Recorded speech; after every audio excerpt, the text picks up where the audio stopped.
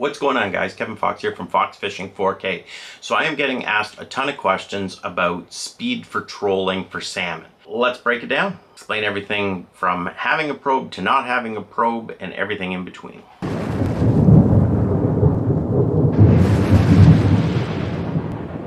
So you're new to downrigging, or you've been downrigging for a few years and you're just not getting the amount of bites that you want to get, and you're curious if it's got something to do with your speed.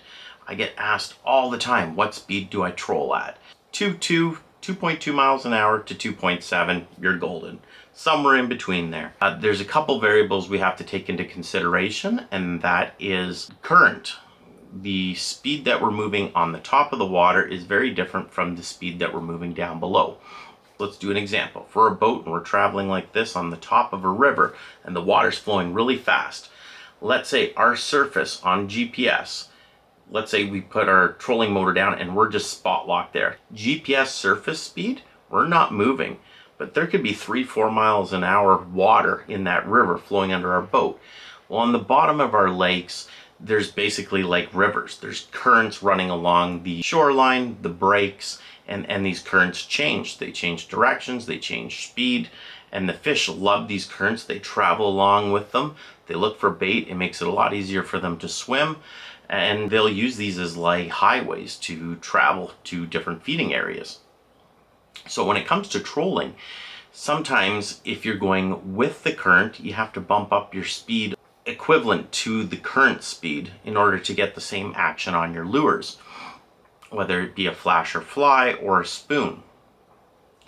If you're trolling against the current, you almost want to slow down by the speed of the current in order to get that same action.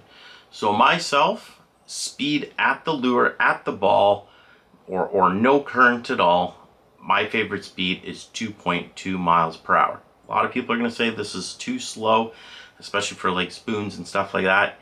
This is a speed I really like. I get a lot of bites on this.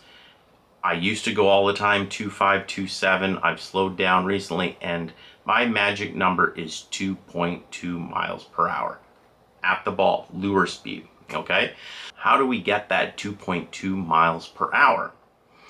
If you don't have a probe, probe's easy. You look at a Fishhawk X4D, it's going to tell you the depth, it's going to tell you the speed at your ball. Perfect.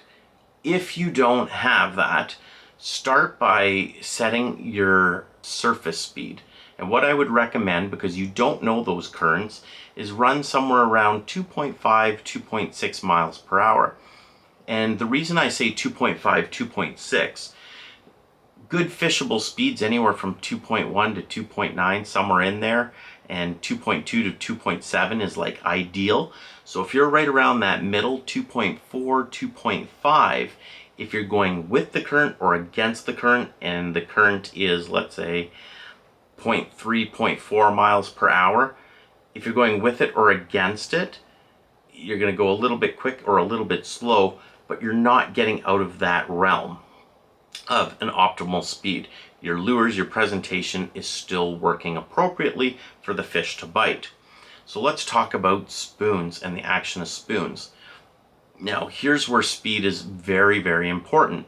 In the spring, we'll start off with smaller spoons. Let's say you're looking at stinger spoons. You got the smaller spoon, it's a stinger. The larger are the stingray. Same as moonshine. You got the regular moonshine, and then you got the magnums, and it goes through all the spoons like this. When you put your spoon down and you want to test it on the side of your boat before you drop it down on your rigger or putting it on a Dipsy or whatever you're putting it on, you want to check your speed. And what you want to see is that spoon going back and forth like this. It's going to go like this, okay? You do not want to see your spoon doing this. You don't want to see it doing loops. If you see your spoon going like loop, loop, loop, it's blowing out, it's too fast, and this is going to happen with flutter spoons and the smaller spoons. So if it's in the spring and you're running flutter, real light spoons or real small spoons, they can only handle so much speed. I never run those over 2.4 mile an hour, 2.5, because you go from this flashing wounded bait fish action to doing loops like this, and the salmon don't like that. They'll bite it, real aggressive ones will bite it, but majority of the fish will kind of look at it, follow it, and they'll take off. The reason I know that is because we ran cameras on our downriggers for 9 years, and we'd study the behavior of the fish. That's why. So how do we prevent this? You run slower speeds for your smaller spoons. If it's getting halfway through the year, the fish are staging, bigger fish, fall bite, you're running Magnum spoons, those can handle up to 2.93 miles an hour. They're heavier, they have a bigger shape, and they can handle that current and speed. And actually, you want to run those ones at 2.4, 2.5 for that extra speed to get that action. If you're going 2.1, 2.2 for those Magnum spoons, you might not be getting the proper action. You might not be getting the back and forth wobble. It might just be like a real small wobble. You want it to kind of like go like this. So now if we move on to flasher and fly, now you want to run almost a little bit quicker. And another way to test this on the side of the boat, just like the spoons, looking for that wobble, you want to see your paddle doing a rotation. This is where you actually want to see it going around. You want to see your paddle going around. Like a 10-inch paddle, spin doctor, all of those. You're looking at the paddle, you want to see it do one circumference around every second. That's a good rule of thumb. So if you go 1/1000, you've just seen that spin doctor or whatever paddle you're using do one circular motion. What you can do with trolling if you don't have a probe is you can test what the fish actually want. Sometimes they want a slower bite, sometimes they want a faster bite. It all depends on how aggressive they are and what time of year it is.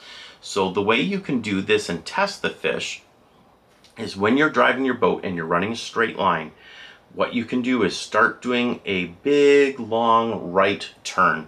Okay, you're gonna turn your boat and just do one big long turn. While your boat is turning to the right, what's gonna happen is all the lures on the right side of the boat, they're on the inside of the turn, they're gonna slow down. The ones on the left side of the boat, on the outside of the turn, are going to speed up. Consider it kind of like back when we used to go tubing behind the boat. When the boat would do a turn and the tube would go way out to the side, it would be going a lot quicker on that outside turn. Well, our lures do the same thing. You'll notice your Dipsies, the rods will bend a little bit more. Those spoons will pick up a little bit more action, and your flasher and fly might even start spinning a little bit quicker.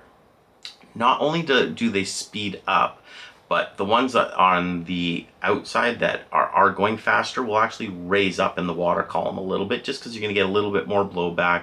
That speed is going to bring those lures up a little bit higher, and vice versa. On your slower side, they're going to lower down a little bit. So do big right turn, see if you get hit on the inside or outside, and then start doing micro adjustments. So if you get hit on the inside, either put everything down a little bit deeper and see if you get bites, or try to slow things down a little bit. For speed too, if you don't have a probe and you just want to look at the back of your boat, you just want to see what kind of speed you can go. Like I said, start off 2.5 mile an hour surface, and then look down, look at the back of your boat and check your cables. Now, this isn't going to be if you're running a 4-pound cannonball or a 6-pound cannonball, but if you're running, let's say, 12-pound cannonball, something which is a standard weight, something standard like that, or 15 pounds, you want to see roughly a 45-degree angle like this from your downrigger cable. So here's your downrigger pole. The cable going down to the water is going to be on a 45-degree angle. If you see that angle, you're roughly going the right speed. Another visual thing that you can look for to see if you're doing the right speed is you walk to the back of your boat and look at your steel cable. You're going to see little bubbles peeling off the cable, or here's the cable, you're going to see bubbles running down the cable like this and peeling off. And another thing, you can sometimes hear the downriggers. We'd say that they're singing. You're going to hear a woo sound like that, like almost like a hum. And a lot of times when you hear that, you're doing roughly around the proper speed. So those are some visuals you can do if you don't have a probe. The other thing you want to do with your speed is, especially if you don't have a probe, is trying to find which direction to troll. Okay, so if you're going with the wind, you're going to troll a little bit quicker. If you're going against the wind, every time you hit waves, it slows down your boat. Try to go with the wind if you can.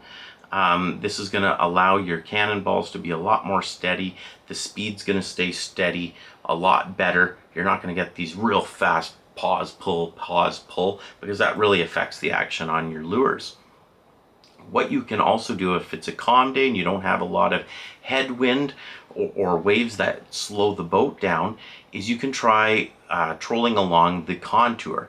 You could still be in 200 feet of water and fishing a drop off, because those fish will swim along that edge, because that's usually where most of your current is. So what I would suggest is troll one direction, whether it be east to west along that drop, south to north, whatever it is. Follow that contour and go one direction. Go half hour, 45 minutes. If you don't get a bite, turn around, especially if you're marking bait fish, turn around and troll back that same area, but a different direction. Because let's say you're doing that 2.5, and let's say it's something crazy. There's a 1.5 mile per hour or 1 mile an hour current down there.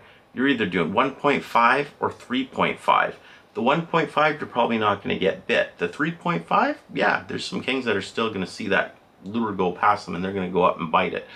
So you can adjust a little bit to your boat and trolling speed just by seeing which direction you're going. Don't get hooked into, I'm going to start here and I'm going to troll this ledge from here all the way up for 4 hours one direction. Don't do that, because especially if you don't have a probe, that lure action and speed and that current down below, those lures could be blown out that entire time. So start trolling up that bank. If you're marking fish, you're seeing hooks or seeing bait fish and you're not hooking up, definitely try turning around, coming back and hitting those fish from a different direction. Sometimes you'll notice that you'll get all your strikes in one direction. We've had it where the boat, we will run up a contour or a break in the bottom of the lake, and we're only getting bites in one direction. We'll turn the boat, pull all our gear, run back, and then do that troll again, especially if we've got a heavy wind that slows us down. So hopefully that helps you guys. If you have any other questions, leave comments down below. If you think some of this information is wrong, leave that comment down below too, because I'm always learning information. I could be 80 years old and fishing and still learning new techniques and different things. So if you've got any suggestions, put it down below. Let me know. Great to hear from you guys. If you have also any other things that you want me to talk about, such as speed, comment them down below, and I'll be sure to try to do a video for you guys on some of your suggestions. All right, on to the next one. See you guys later. Bye-bye. Woo!